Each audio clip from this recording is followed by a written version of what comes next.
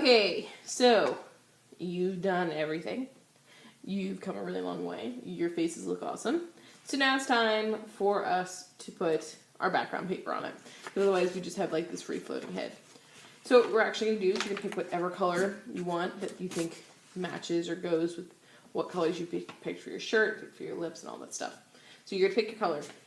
And I want you to notice that if I line this up with the bottom edge, here I'll make this a little taller so you can see, the bottom edge down here, my person perfectly fits on here with just a tiny bit of room left for the head. What I'm actually going to do, and it's totally okay if you want to do this, but I'm going to push my person down just a little bit, and I'll cut off this bottom edge, because I want to have some more room on the top. See how that gave me more room? See, like if I had my person flush with the bottom, it'd be there. But I'm going to scoot it down so I have some more room, because in the background of my picture, I'm going to wind up adding all my cultural things. So I'm going to hold my picture down and with a pencil, and I know you won't be able to see it that well, but with a pencil you're going to kind of trace around your person's head. And you'll erase your pencil lines before you glue your person back on. I'm going to keep going all the way around the head. So I know how far down I want to put it.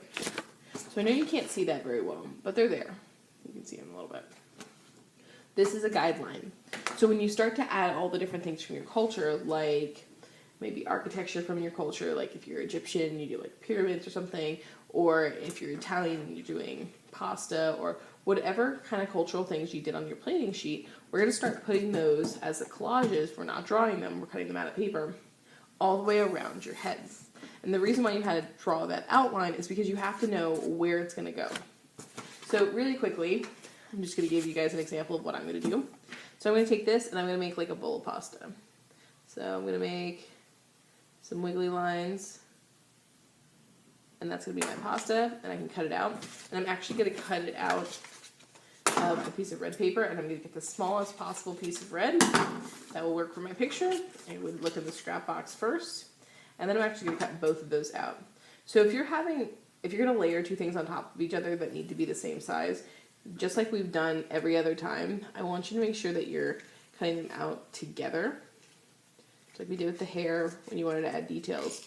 Because it makes your life a lot easier, because then you don't have to trace it and cut it a second time. And it also saves a lot of time. And as always, remember the side that you draw on, either erase before you glue, or make sure that you're flipping it over so that side doesn't show. Okay, so that's going to be my bowl of pasta later on. And then this is going to be like my sauce. That's why it had to go on top.